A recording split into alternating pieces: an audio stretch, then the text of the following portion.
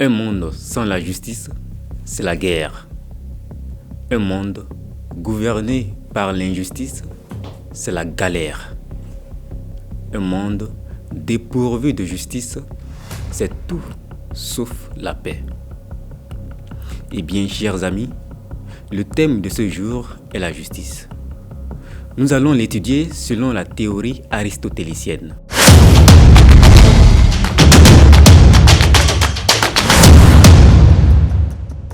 Aristote aborde sa conception de la justice dans le 5e livre de son influent ouvrage intitulé Éthique à Nicomaque, publié aux alentours de 325 avant Jésus-Christ. Mais qui est Aristote ?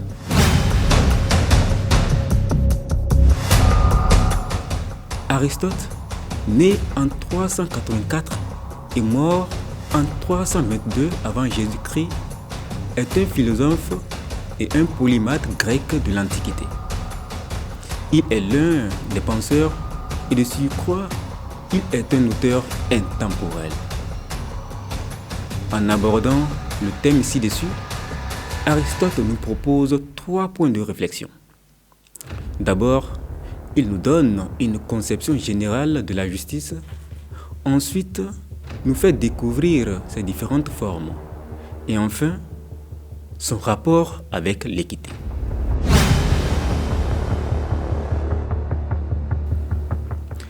D'abord, selon Aristote, la justice est perçue comme conformité à la loi et respect d'égalité.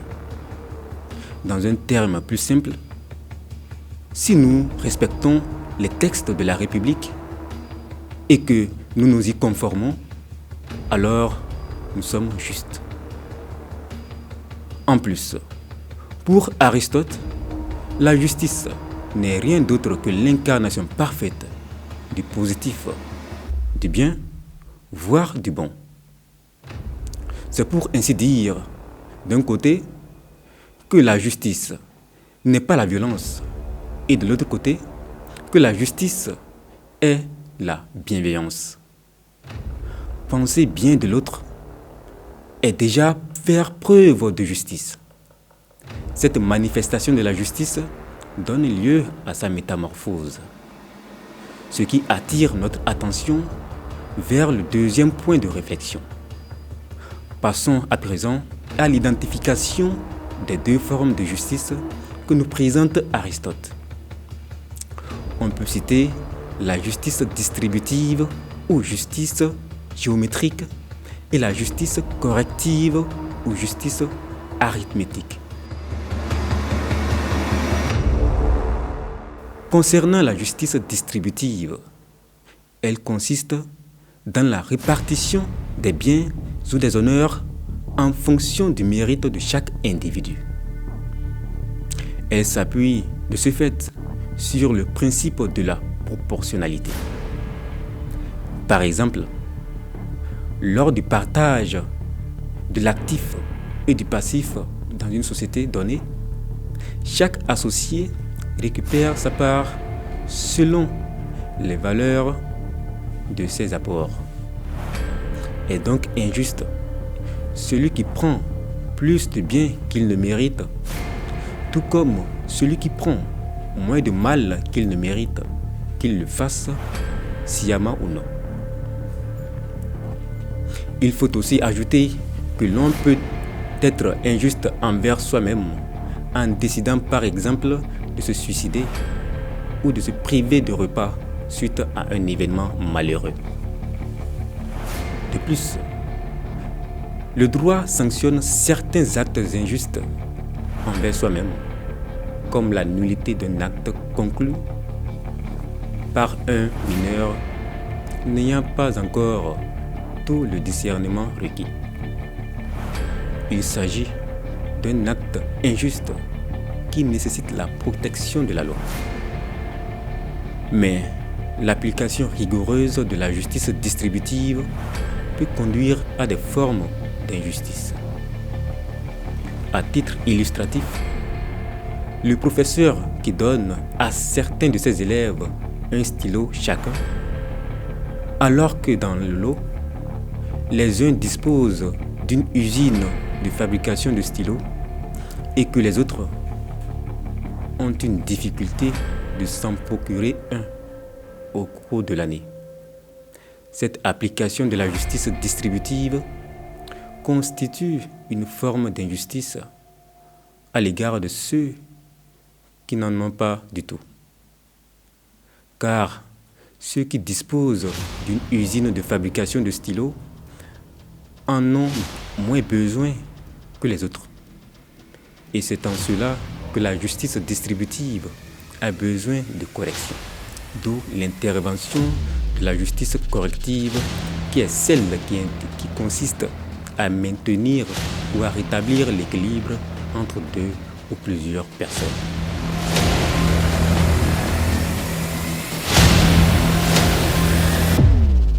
C'est donc grâce à elle que l'équilibre sera rétabli en faveur des élèves qui sont plus dans le besoin du stylo. Ce qui donne l'image donc de l'équité. Enfin, en ce qui concerne le rapport entre la justice et l'équité, il convient de souligner aussi la forte idée d'Aristote au sujet de l'équité. Pour lui, l'équité est un ajustement nécessaire des lois pour répondre à des situations particulières où la justice légale ne suffit pas. L'équité se résume au fait de mettre les individus au même pied d'égalité en fonction de leurs moyens ou de leurs capacités face à une situation donnée. Autrement dit, qui dit équité dit justice corrective.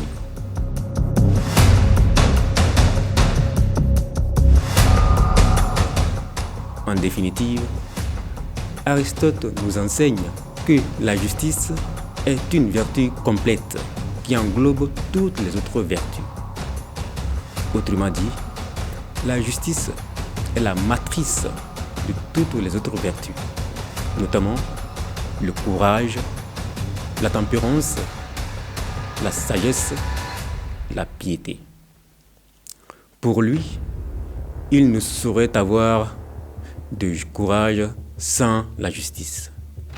C'est pour ainsi dire que le courage doit être éclairé par la justice. Il en est de même pour les autres vertus. Il faut aussi souligner que d'autres auteurs se sont également penchés sur le concept de la justice, comme John Rawls, Platon, Emmanuel Kant et bien d'autres que je vous invite à découvrir à travers leurs belles idées. Au regard donc de tout ce qui précède, quelle est l'image de la justice dans la République béninoise?